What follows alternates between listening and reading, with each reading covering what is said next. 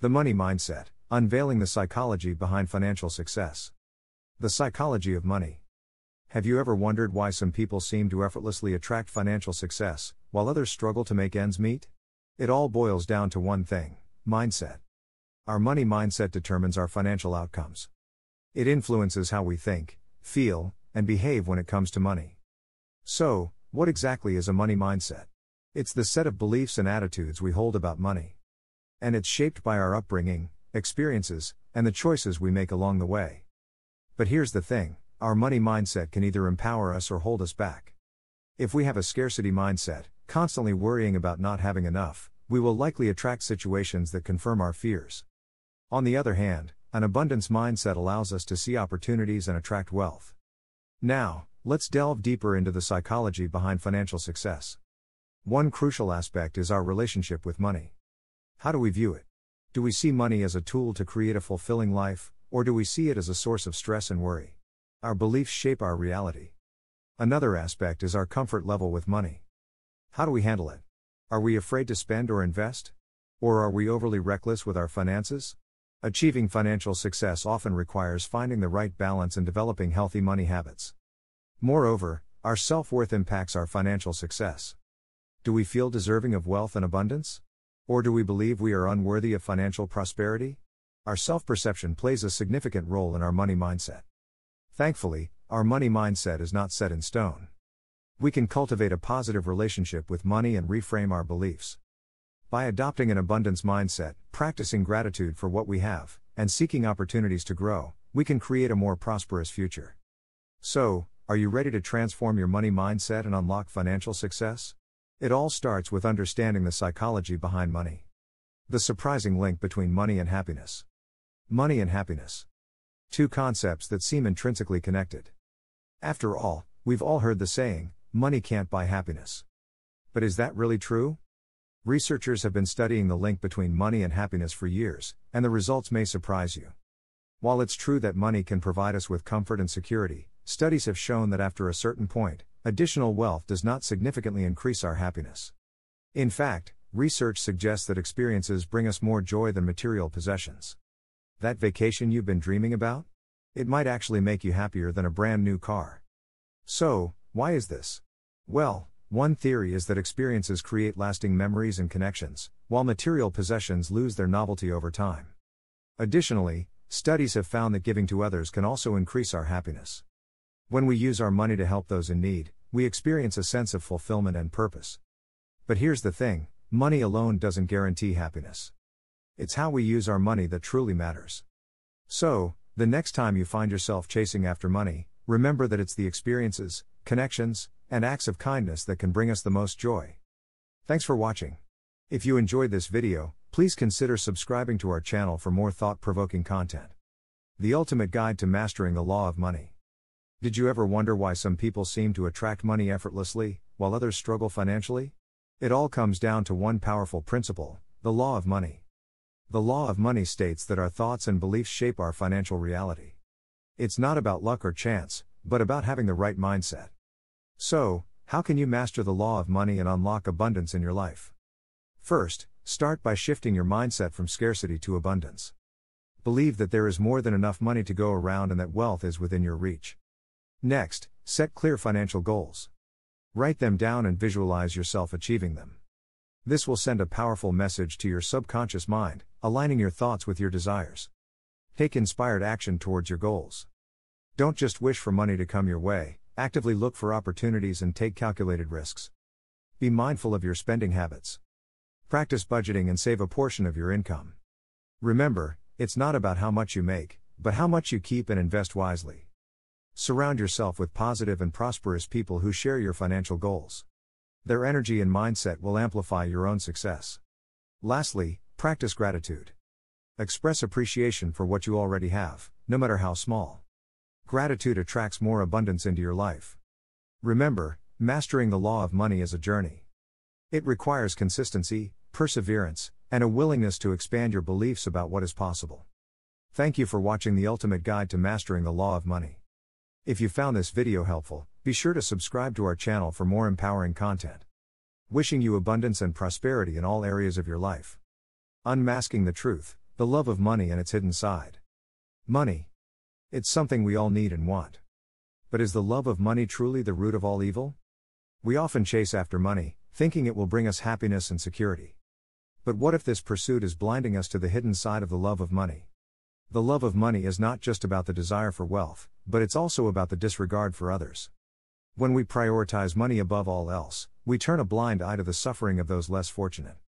The love of money can also lead to corruption. Greed can consume us, making us willing to do anything for financial gain. In our quest for wealth, we often neglect our relationships. The love of money can drive a wedge between friends and family, causing pain and loneliness. Moreover, the love of money can take a toll on our mental and physical well-being. It pushes us to work longer hours, neglecting our health and happiness. The love of money comes at a cost to our planet. We exploit natural resources without considering the consequences, causing irreversible damage to our environment. But it doesn't have to be this way. We can break free from the love of money's grasp by prioritizing compassion, connection, and a sustainable future. Let's remember that true wealth lies not in the accumulation of money, but in the richness of our relationships and the well-being of our planet. Thanks for watching. If you enjoyed this video, make sure to subscribe to our channel for more thought-provoking content. 1. Mindset and belief systems. Let's delve into the beliefs and attitudes people hold about money and how these beliefs can either help or hinder their financial success. 1. This might include discussions on scarcity mindset versus abundance mindset, self-limiting beliefs, and the power of positive thinking. 2. Behavioral economics. It could discuss the principles of behavioral economics and how human psychology often leads to irrational financial decisions. 2. This might include topics like loss aversion, anchoring, and the impact of emotions on financial choices. 3. Goal setting and financial planning. The book might emphasize the importance of setting clear financial goals and creating a plan to achieve them. 3. It could provide practical advice on budgeting, saving, and investing. 4. Risk tolerance and decision making. Understanding one's risk tolerance and how emotions can influence investment decisions is another key aspect. 4. The book might explore how different personality types approach risk and how to make more rational financial decisions. 5. Financial self-sabotage. Some individuals have self-sabotaging behaviors when it comes to money. 5. This book might help readers recognize and overcome these destructive habits, such as overspending, impulsive buying, or avoiding financial responsibilities. 6. Wealth building strategies. It might offer insights into various strategies for building wealth, including investing in stocks, real estate, starting a business, or passive income streams. 7. Financial success stories. To inspire and motivate readers, the book could include real-life stories of individuals who transformed their financial lives through a change in mindset and strategic actions. 8. Mindfulness and financial well-being. Mindfulness and stress management techniques might also be discussed in the context of achieving financial peace and overall well-being. 9. Changing financial habits. Practical advice on how to replace old, unproductive financial habits with new, positive ones might be a central theme. 10. Measuring financial success. This video helps viewers define what financial success means to them personally and provide guidance on how to track progress toward their goals. 8. Cash. Some have it, some don't. Some have dominated it, however most are as yet pursuing it. You might consider cash simply numbers and bookkeeping sheets and math, or a condition that should be tackled. However, the genuine monetary choices are made far away from adding machines around supper tables with inner self, pride, dread and individual history. The real essence of cash is the dance between the cool number crunching of a calculation sheet and human instinct. With regards to cash, we are convoluted animals, and monetary achievement isn't such a great amount about the amount you know, yet the way that you act.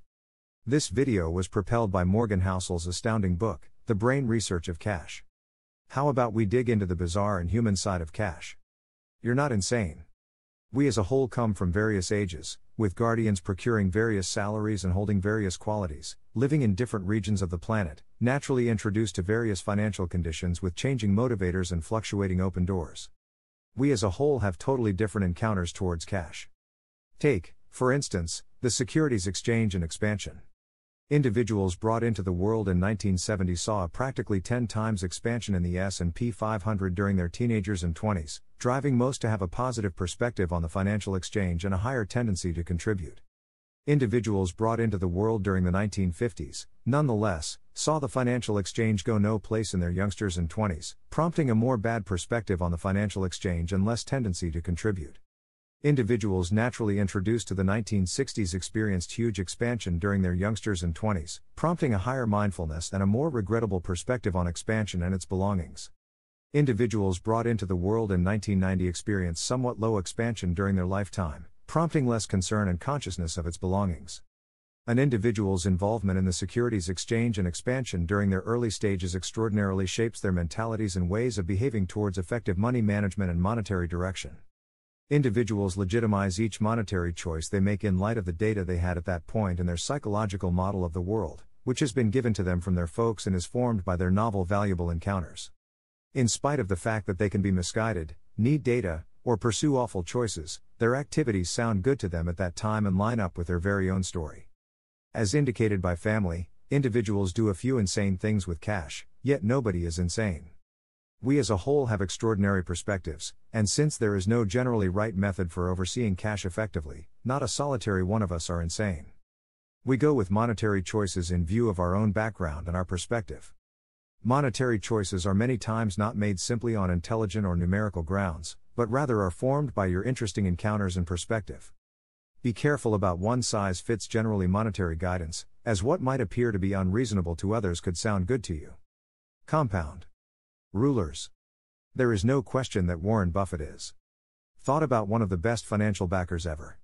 Is stunning that $81.5 billion of Warren Buffett's $84.5 billion total assets was procured after he arrived at his mid-60s. Hassel clears up that couple of give sufficient consideration for this most straightforward truth. Buffett's fortune isn't because of simply being a decent financial backer, however being a decent financial backer since he was in a real sense a youngster. Because of money management from the early age of 10, Buffett had the option to outfit the influence of compounding. So the thing is compounding? Basically, suppose you contribute $1,000 at a loan cost of 8%. Your underlying venture would acquire you $80 following 1 year. Assuming you accumulated your all out of $1,080 at 8% premium the following year, you would now acquire $86.40. You've brought in cash on your underlying speculation as well as the premium you procured on the head. A venture accumulated after some time acquires revenue from the first speculation, yet in addition from the premium created on top of the first speculation. The unreasonable idea of intensifying makes a considerable lot of us not understand how outrageous the outcomes can be. Warren Buffett started truly effective money management at 10 years old and had a total assets of $1 million by the age of 30. How about we envision another reality where Warren Buffett acted more like most young fellows in their 20s and utilized a great deal of his initial pay on voyaging and a couple of decent vehicles. Assuming he began with a total assets of $25,000 at 30 years old and resigned at 60, yet kept on creating the astounding returns that he does of around 22% yearly, his total assets today would be around $11.9 million, which is 99.9% not as much as his genuine total assets today of $84.5 billion. Warren Buffett's monetary achievement can be credited to the monetary base he worked in his initial years and his lifespan in money management. His ability is effective money management, yet his little-known technique is time and the influence of compounding. Think about this according to another viewpoint. The most extravagant financial backer ever is Warren Buffett. Be that as it may, as far as normal returns, he isn't the best. Jim Simons, for example, is a flexible investment supervisor who has accumulated cash at a faltering 66% yearly beginning around 1988, a lot higher rate than Buffett. The total assets of Simons, in any case, is $21 billion, which is 75% not exactly Buffett's. How can this be the case? As per Hassel, the justification for this is that Simons couldn't get comfortable with himself in effective financial planning until he was 50 years of age, really giving him not exactly half as numerous years to compound as Buffett. That's what Hassel gauges, assuming that he had contributed throughout a time period as long as Buffett. His total assets today would be $63,900,781,780,748,160,000. Misjudging the force of compounding is significant not. Regardless of how unreasonable the consequences of compounding might appear, they ought to never be disregarded. Individuals frequently center around momentary increases, neglecting the drawn-out effect of compounding. Understanding and utilizing the force of compounding is pivotal for long-haul monetary achievement. There's no need to focus on making speedy significant yields, however, about predictable long-haul development. Cynicism and cash. Idealism is a conviction that the odds of a decent result are in support of yourself after some time, regardless of whether there are misfortunes en route. However, with regards to cash, we as a whole have a predisposition towards cynicism that we hold dear in our souls. Thinking back, be that as it may, things have commonly worked on throughout the long term. So what is it about cynicism that we are lean to embrace as opposed to good faith? The response is on the grounds that beneficial things require some investment and don't work out coincidentally. Cash is a subject that draws in cynicism for various reasons. How about we start with the way that cash matters to us all? At the point when we catch wind of something terrible occurring in the economy, we're bound to focus. For instance, a 40% decrease in the financial exchange north of a half year is probably going to stand out right away and may try and draw in government mediation. Notwithstanding, the steady idea of a 140% increase more than 6 years can go to a great extent inconspicuous.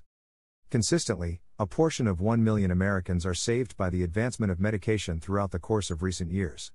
Slow advancement, be that as it may, draws in less consideration than fast unexpected misfortunes like psychological warfare, plane accidents and catastrophic events. There are numerous short-term misfortunes, however scarcely any short-term marvels. To be reasonable, we don't need to be negative. In spite of mishaps, we can clutch the conviction that over the long haul, the odds of a positive result are in support of ourselves.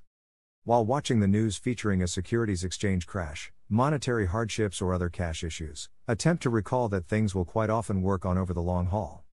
Try not to let the charm of negativity cloud your judgment. A reasonable, reality-based hopefulness saw throughout a more drawn-out time skyline, is in many cases more judicious for long-haul achievement and can uncover open doors you had missed with a skeptical viewpoint. 2 failed to remember components in 1968, there were around 300 million secondary young individuals on the planet. What's more, of those 300 million, understudies went to a little school in Seattle called Lakeside.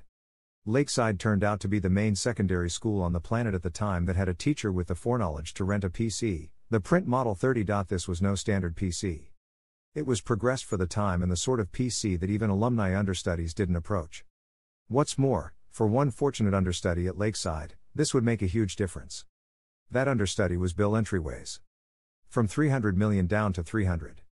So in 1968, there was about an extremely rare possibility being a secondary school understudy with admittance to a PC.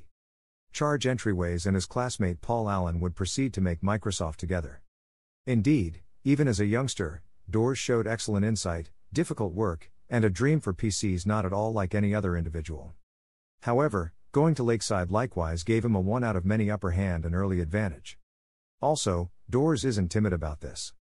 In 2005, he expressed assuming there had been no Lakeside, there would have been no Microsoft. What isn't frequently referenced in the early Microsoft story was a third individual from this posse of secondary school PC wonders, Kent Evans. Similarly as canny, comparably visionary, Kent might have all around been one of the organizers. Microsoft close by Entryways and Allen. In any case, that wouldn't occur. A mountaineering mishap ended Ken's life before he graduated secondary school. The odds of a secondary school understudy being killed in a mountaineering mishap are around 1 out of many. Similarly as the very intriguing fortunate turn of events would drive Bill Entryways and Paul Allen to incredible achievement, Kent Evans would encounter an incredibly uncommon occasion with an experience with what family calls the nearby kin of karma. Risk. Karma and chance resemble the breezes and the waves that decide the course of a boat. The mariner have some control over the rudder and the sails, in any case the heading and speed of the boat are impacted by outer variables that can't be completely anticipated or controlled. The quest for progress is loaded with exciting bends in the road, and the job karma and chance play in molding our